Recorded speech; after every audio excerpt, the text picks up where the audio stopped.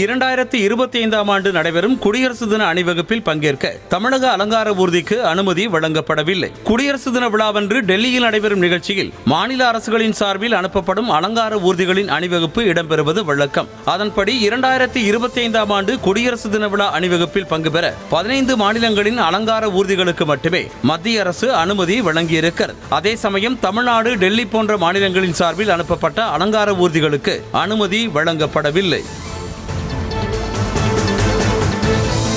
திமுக அரசின் திறனற்ற நிர்வாகத்தால் இந்த ஆண்டு குடியரசு தின விழாவிலும் தமிழ்நாட்டின் அலங்கார ஊர்தி இடம்பெறாத வெட்கக்கேடான நிலை உருவாகியிருப்பதாக அதிமுக பொதுச் செயலாளர் எடப்பாடி பழனிசாமி குற்றம் சாட்டியிருக்கிறார். இதுகுறித்து அவருடைய எக்ஸ் பதிவில், தலைநகர் டெல்லியில் ஆண்டுதோறும் நடைபெறும் குடியரசு தின விழா அணிவகுப்பில் தமிழ்நாட்டின் பண்பாடு மற்றும் கலாச்சாரத்தை உயர்த்தி காட்டும் வகையில் தமிழக அலங்கார அணிவகுப்பு ஊர்தி அதிமுக ஆட்சி காலங்களில் இடம்பெறுவது மரபு என்று தெரிவித்திருக்கிறார். மேலும் முதலமைச்சர் மு க ஸ்டாலின் தலைமையிலான அரசின் தொடர் அலட்சிய நிர்வாகத்திற்கும் அனுமதி வழங்காத மத்திய அரசுக்கும் கண்டனம் என தெரிவித்திருக்கிறார்.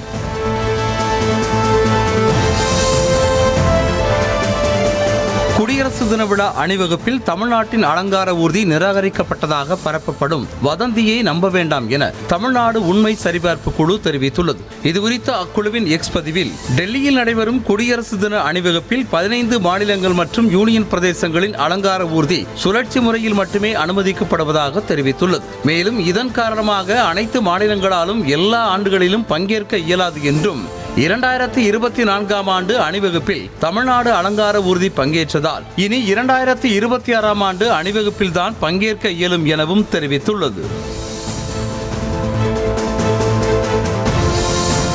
கோவில் உண்டியலில் ஐபோனுக்கு பதில் வெடிகுண்டை தூக்கி போட்டிருந்தால் கோவிலுக்கு சொந்தமென கூறி வைத்திருப்பீர்களா என நாம் தமிழர் கட்சி ஒருங்கிணைப்பாளர் சீமான் கேள்வி எழுப்பியிருக்கிறார். திருச்சியில் நடைபெற்ற அண்ணனுடன் 1000 பேர் சந்திப்பு நிகழ்ச்சிக்கு பிறகு செய்தியாளர்களை சந்தித்த அவர், திருப்போரூர் முருகன் கோவில் உண்டியலில் தவறுதலாக விழுந்த பக்தரின் ஐபோனை திருப்பித் தர முடியாது என இந்து சமய அறநிலையத்துறை சொல்வது எந்த விதத்தில் நியாயம் என வினவினார். மேலும் விஜய் குறித்த கேள்விக்கு அவர் தனது தம்பி என்றும் அவரை கோர்த்து விட வேண்டாம் எனவும் கேட்டுக்கொண்டார்.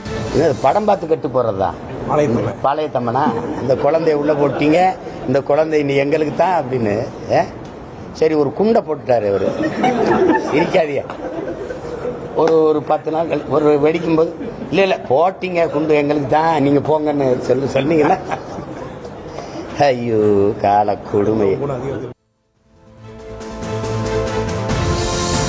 எங்களுடைய மாவட்டத்தின் மீது எங்களுக்கு இல்லாத அக்கறை உங்களுக்கு எப்படி திடீரென்று முளைத்தது என பாமக தலைவர் அன்புமணிக்கு அமைச்சர் ஏவா வேலு கேள்வி எழுப்பியுள்ளார். திருவண்ணாமலை மாவட்டம் வெம்பாக்கத்தில் புதிதாக கட்டப்பட்ட வணிக வளாகம், பயணியர் நிழற்குடை மற்றும் அழிவிடை தாங்கி கிராமத்தில் சமுதாய கூடம் ஆகியவற்றை திறந்து வைத்து 934 பயனாளிகளுக்கு 2,54 லட்சம் ரூபாய் மதிப்பிலான அரசு நலத்திட்ட உதவிகளை வழங்கி பேசிய அமைச்சர், சிப்காட்டுக்காக நிலத்தை எடுக்கத்தான் செய்வோம் என்றார். அது என்ன எனக்கு தெரியாது. எங்களுடைய மாவட்டத்தில், எங்க திருவண்ணாமலை எங்களுடைய மாவட்டத்தில் எங்களுக்கு இல்லாத அக்கறை, எங்களுக்கு இல்லாத பாசம் எப்படி உங்களுக்கு திடீர்னு படித்துக் கொண்டதா?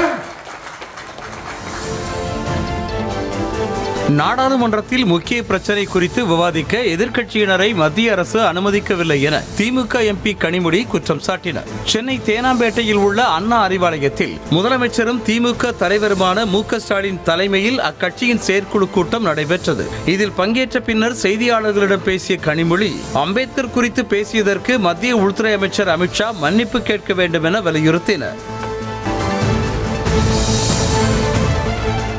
பிசிக தலைவர் திருமாவளவனின் புகைப்பட கலைஞர் செய்தியாளரை அடிக்க பாய்ந்த சம்பவம் பரபரப்பை ஏற்படுத்தியது. சென்னை நுங்கம்பாக்கத்தில் உள்ள பிரிவியூ தியேட்டரில் விடுதலை 2 படத்தின் சிறப்பு காட்சியை பார்த்த பிறகு திருமாவளவன், இயக்குனர் வெற்றிமாறன், நடிகர் விஜய் சேதுபதி ஆகியோர் செய்தியாளர்களை சந்திக்க வந்தனர். அப்போது திருமாவுடன் வந்த புகைப்பட கலைஞர் செய்தியாளர்களை தள்ளிக்கொண்டு ஆக்ரோஷமாக சென்றதால் அவரை எதிர்புறமாக செல்லுமாறு நியூஸ் தமிழ் தொலைக்காட்சி செய்தியாளர் கூறினார். இதனால் ஆத்திரமடைந்த அவர் செய்தியாளரை ஆபாச வார்த்தைகளால் திட்டி தீர்த்தார்.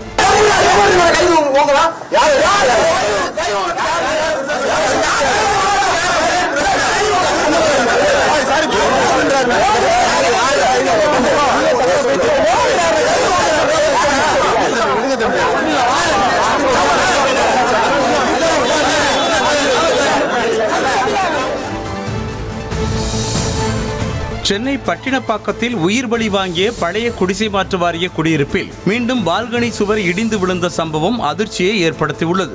ஸ்ரீனிவாசபுரத்தில் 50 ஆண்டுகளுக்கு முன்பாக கட்டப்பட்ட குடியிருப்பில் 100க்கும் மேற்பட்ட குடும்பத்தினர் வசித்து வருகின்றனர். இந்த நிலையில் 148வது பிளாக்கை சேர்ந்த மோகன் என்பவர் 2வது மாடியில் உள்ள தனது வீட்டின் பால்கனி சுவரில் நின்று கொண்டிருந்தார். அப்போது 3வது மாடியின் பால்கனி சுவர் திடீரென இடிந்து விழுந்தது. இதில் நல்வாய்ப்பாக சிறு காயங்களோடு மோகன் உயிர் தப்பினார். கடந்த மாதம் இதே குடியிருப்பில் தான் பால்கனி சுவர் இடிந்து விழுந்து ஒருவர் பரிதாபமாக உயிரிழந்தார் என்பது குறிப்பிடத்தக்கது.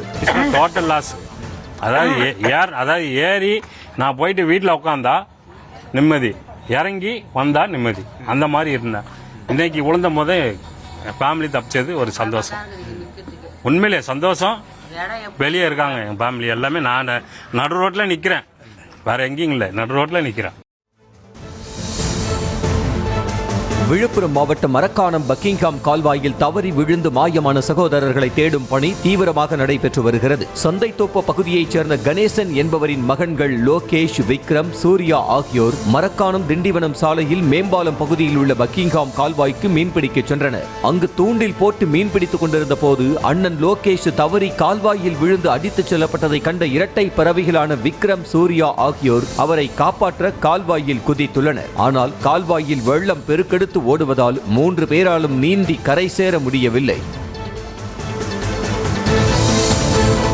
புதுச்சேரியில் நடைபெற்ற மணப்பெண் அலங்கார ஃபேஷன் ஷோவில் 12 மாநிலங்களின் அலங்காரத்தில் அழகிகள் அசத்தினர். முதல் முறையாக NV சலூன் நடத்திய இந்த ஃபேஷன் ஷோவில் பல்வேறு மாநிலங்களைச் சேர்ந்த முகூர்த்த மணப்பெண், ஐயங்கார் மணப்பெண், கிறிஸ்தவ மணப்பெண், முஸ்லிம் மணப்பெண், கேரள மணப்பெண், பெங்காலி மணப்பெண், ராஜஸ்தானி மணப்பெண், மேற்கத்திய மணப்பெண் என 12 விதமான உடைகளில் மாடல் அழகிகள் அசத்தினர். தொடர்ந்து நடைபெற்ற சிகை அலங்கார தோற்றம் மற்றும் நவீன உடை அலங்கார தோற்றத்திலும் அழகிகள் அணிவகுத்து மேடையை வண்ணமயமாக்கினர்.